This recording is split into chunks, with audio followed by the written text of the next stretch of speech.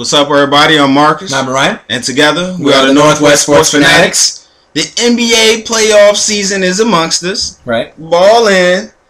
We touched on the Eastern Conference. Now let's look at the Western Conference and some of the matchups that's going on right now. Let's start off with the Dallas Mavericks versus the San Antonio Spurs. The series is sitting 3-2 for the Spurs right now. Right. Wow, what an awesome series. I mean, who knew that the Mavericks had this much fight in them?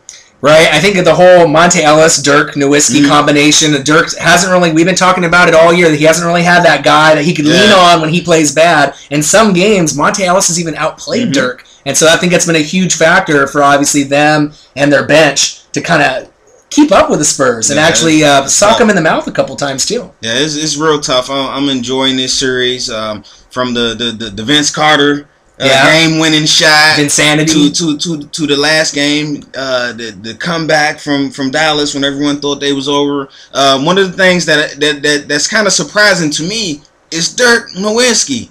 Now, he's averaging 18 points per game. Now, if your name wasn't Dirk Nowitzki, 18 points per game, you're ear to ear with a smile. Right, right. But for you, Dirk, we need you up to that 25 to 30 range for you guys to pull out this series. Yeah, and like I said, the only way that they're going to be able to really pull it out, I think, is maybe if Monte Ellis has a big game, 30, 35, 40 points. But Dirk hasn't been scoring as much. But if you look at their team in the series, they've been playing better team basketball, you know, with Marion, Vince Carter, and the guys that they have as role players rather than the Spurs. The Spurs just picked it up in the last game and had a good quality game, 5 starters and double-digit scoring. But overall in the series, the Spurs have been getting outplayed. Yeah. So we're going to have to kind of wait and see who makes those adjustments. Is it Popovich, the best coach in the league, or is it Rick Carlisle, you know, one of the better coaches? He ain't no slouch now. I like Carlisle. Also for the Spurs, you know, Tim Duncan, he's usual Tim Duncan, and Manu Ginobili, he's usual Manu, 18 and 19 points per game. Tony Parker, where are you at? I don't know. You know, for them to win the series, he's going to have to step up. You know, same thing with their bench and their rotations. But, you know, Ginobili and Duncan have done their share. But it's kind of surprising that Parker, out of those three, you would think he'd be the best one out of those three at this point. Tony Parker also, my guy, Kawhi. You average 14 points per game. 14 points per game in a regular season. Right. But playoffs, you're only averaging 10. Yeah, I don't know if it's just the confidence of the team and them losing a few of those games against Dallas, but, I mean, I'm not sure if this is the team that's going to make it to the Western Finals. Yeah, I can go down the line. Danny Green. Yeah, he's a no-show. You know, no Carter. Bro, the shots off the pot, man, for having so many players underachieve in this series and you still with a 3-2 lead with a chance to close it out. Right. So shout out to Popovich. The next series we're going to look at is a surpriser to most, but as well, Oklahoma City Thunder and the Memphis Grizzlies. You know, it's 3-2 Memphis. They heading back to Memphis to play their game tonight. Wow. Yeah, they had, 4 overtime games, you know. I thought the Blazers series was exciting, you know, but you've had a lot of overtime games, but you can tell the problem with the Thunder is the ball movement. You know, it's too much one-on-one, and besides KD and Westbrook, no one else is really stepping up, and the shot selection is horrible for the Thunder, and that's why you're in this position now where you may lose the series, and I really thought OKC could make that run to the Western Finals with KD this year, you know, MVP, leading the league in scoring, but I don't really see a team out there. It's very selfish basketball out there. It's kind of another instance where you make a trade and hoping to get you guys better, but it kind of make you regress. Right. Because I thought they was a well-oiled machine with Perry Jones coming in and the player that we both love, Jeremy Lamb.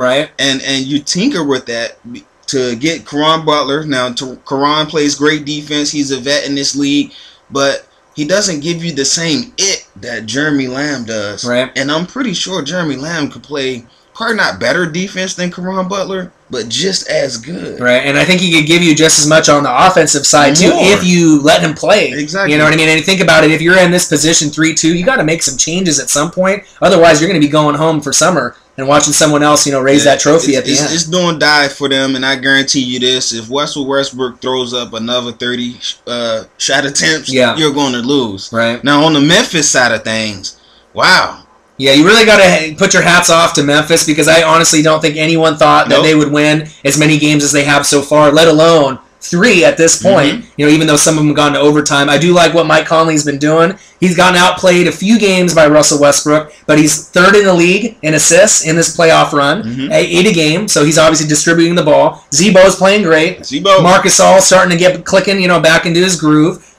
What do you think about Memphis, though? Do they have a chance to make it to the Western Finals, you think? I love Memphis, man. Their defense, Tony Allen is probably, besides LeBron James, the best perimeter defender in the game. Right. It's amazing. And you got Mike Conley. To me, Mike Conley is one of the most underrated point guards in this league. He don't get enough credit for what he does for that team. Yeah. And Gasol. I think they need to run their offense a lot more through Gasol, catching it at the high post and on the block. When he gets the ball, if you watch their games, when Gasol gets the ball, good things happen. Whether he goes to the line, he makes a shot, or he makes a pass that leads to another pass that leads to a bucket. Right. So that's one of the things I would like to for them to continue to use. Yeah, and they're kind of like the Spurs. They're not a fast break team. They're kind of walk the ball up the floor, triangle offense, kind of like the Lakers. Execute it, very kind of methodical. It's not really flashy out there, but it gets the job done. And look, at Flash with KD and Westbrook, it's not going to win you anything if you keep playing like that. When they changed coaches this year from Mike Hollins, they tried to, we're going to be a fast break team, and they started off slow, and they realized that that's not your identity. So now they're back to playing the way the Grizzlies play basketball, and I'm definitely not surprised that they're up 3-2. Yeah, I mean, I am. I think I am surprised because I just thought the Thunder would be able to play better. Serge Ibaka, the rest of the role players, but Cephalosha isn't doing anything. Serge Ibaka's not consistent enough. And obviously with a team like Memphis, a little chip on their shoulder. No one gave them a chance. And when you do that to a team and the team is together and they're actually playing for each other, that's why you're up 3-2. So now this is an instance when trades do work out. Right. They made a trade to pick up Courtney Lee for Jared Bayless. Right. Huge trade. And they just took off ever since then. I agree. All right. So our next series we want to talk about is the LA Clippers versus the Golden State Warriors. Now the Clippers are up 3-2. Now this whole series has a black eye around it. Right, Mr. Donald Sterling. The Sterling. I don't want you people at my game. Right. So I kind of feel bad for both teams that, you just want to play basketball. Right. And then you have this dark cloud hovering over the whole series and the emotional roller coaster up and down. But the racism and everything, right? It's tough. I feel bad for both teams and both coaches. But right now, Blake Griffin. Wow. Playing well. Wow. He's doing it all. 24 points per game in this series. He's definitely, to me, top 3 MVP. He has to end up in the top 3. Yeah, he's been playing great. He does have a reputation of sometimes being soft, but sometimes it takes a few years and the people that are on your team to get the most out of you. So I think as the years go on, the toughness will come out. Now, is he going to elbow someone in the face or get suspended? Probably not. Yeah. You know what I mean? But I think he'll get a little bit tougher as the years go on, and that soft reputation will go away, especially if they get further and further in the playoffs with him and CP3. Well, CP3 has been solid, of course. You know CP3 is going to do what CP3 does. Jay Crossover. Yeah, 6th man of the year. There you go. 6th man of the year. He's been doing this thing. One thing for me that I've noticed, the hacker DeAndre Jordan, it isn't working. No, and he is averaging about 13, 14 boards as well, and so it's kind of like the Haka Howard concept, but it's not really working for them. It hasn't been working for him. So, and also JJ Redick, he's been shooting a little bit better, and Barnes gives him the toughness. Now for the Warriors, Steph Curry, amazing player. Well, one of the most exciting players in the whole NBA to watch. If I have to pay money to go see a player, Steph Curry is definitely going to be one of them. Yeah, and I think a lot of these NBA scouts need to quit on this. The player is too skinny to play in the NBA because obviously Steph Curry and Kevin Durant and Kevin Garnett have proved that Tayshaun Prince, you can be skinny and you can still fill out your body as the years go on and still be a great player. But one stat you may not know is that Steph Curry is actually leading the playoffs in assists. Wow. Right? He's tied with CP3 at 8.2 a game. Oh. And for a guy who's a splash brother, a three-point shooter, you wouldn't expect him to have that many assists. And obviously Klay Thompson is benefiting from it. Harrison Barnes, a lot of the other players. So shout out to the Warriors. I'm not sure if you can win the series, But they're trying their hardest. They're trying to keep up. It's a tough one without Bogut, and for them to win, I think they need a big game from Iguodala. And I was going to say X Factor 2 for me is David Lee. You need those two players to step it up. One of those two players is going to have to score at least 20 for these guys to win the next game. Yeah, I definitely agree. And the Clippers, CP3, he's averaging 3.40 steals per game. Wow. That's insane. Almost 4 steals a game, and that's number 1 in the playoffs. Check your wallet. Man, CP3, a lot of people criticized him, from time to time. Are you the best point guard in the league? Mm-hmm. But I think if you look at his complete game, it's hands down he is the best, and he still has been the best for quite a few years now. Yeah, shout out to CP3, to both the Clippers and the Warriors, man. Again, I'm sorry that you guys have to play basketball. Shame on you, Donald Sterling. Circumstances, man. Now, the last series going on right now in the West, Portland Trailblazers, Rip City, versus the Houston Rockets. H-Town. Right now, it's sitting at 3-2 in favor of the Blazers. They're heading back to Rip City to see if we can close it out. Right. So we'll have to see what happens, man. It's been a tough series, but statistically for Houston, it's been awesome. They have 3 players averaging 20 points per game. Right. And I think Dwight right now, besides LaMarcus Aldridge, has played the best basketball.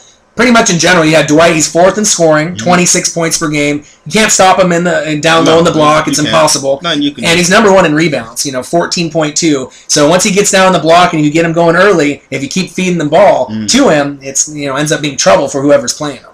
For the Rockets now, a couple of things that I've noticed with them is one is James Harden. I mean, he's averaging 25 points per game in this series, but he's not efficient.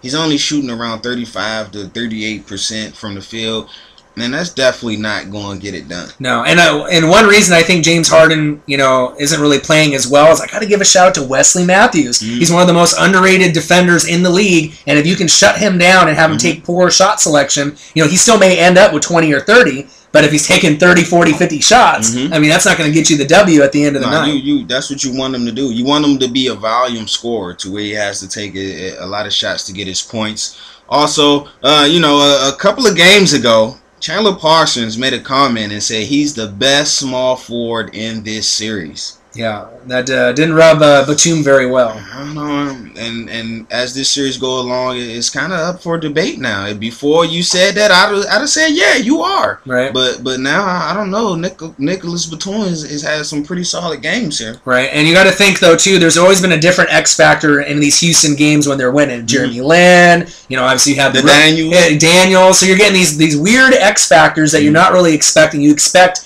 it from Harden. You expect it from Howard. But then when you have that extra player come up, that's kind of the reason why that they're pulling out these games. But you got to think, 3 out of the 5 games have gone to overtime. So there's a good chance it may go into overtime on Friday. But I do have to shout out LA. He's been playing great. Awesome. Second in the playoffs in scoring, 29.8. Lillard's 5th.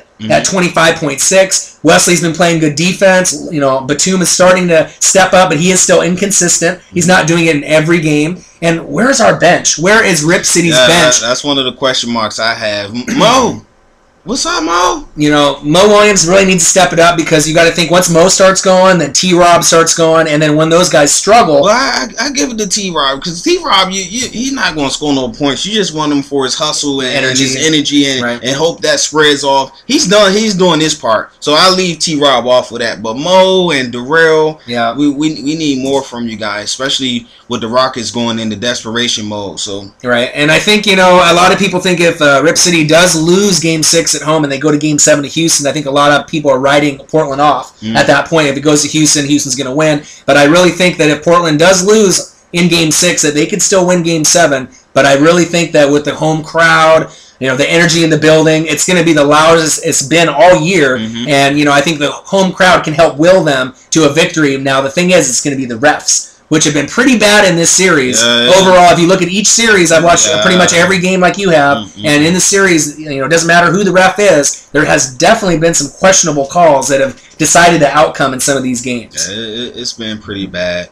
So hopefully the players can play through the bad officiating and just let the players decide the games, man. Don't just take your whistle out of your mouth. Let the players play. This what everybody pays their money for. This is why millions of fans tune in, not to see the refs call fouls. I mean, you know, call your obvious fouls and violations you have to call. But when you take the game out of the players' hands in the playoffs, that's what I don't like. Yeah, frustrating not only for the players and the coaches, but for all the fans, you know, millions of the fans across the world. We don't want to see that. No. We want to see a clean game, officiated 50-50, and then whatever happens, happens. Because if you have bad calls, then you got fans that are going to be kind of, you know, spurned by that, burned by that. Come on, you know, we want to see a good game. I want to see the players play. Well, there you guys have it. Our Western Conference recap. Catch you up on what's going on in the West. We'll be back at you next week with a NFL draft preview. Yeah, we'll do a couple videos for that. I'll be posting articles every day for NBA playoff results. We're going to have Richard Gatewood, like we said in the last video, on Wednesday. We're going to break down the 49ers, the Redskins, Tampa Bay Bucks. We're going to go through the top probably 32 teams, obviously in the first round, kind of go for projected picks. So we'll let you know on who's hot, who's going where, and maybe some trades that might happen. There you have it. Northwest Sports Fanatic. Tell a friend to tell a friend to tell a friend. Stay tuned. Northwest Sports Fanatics. Let's go, Rip City. Let's do it.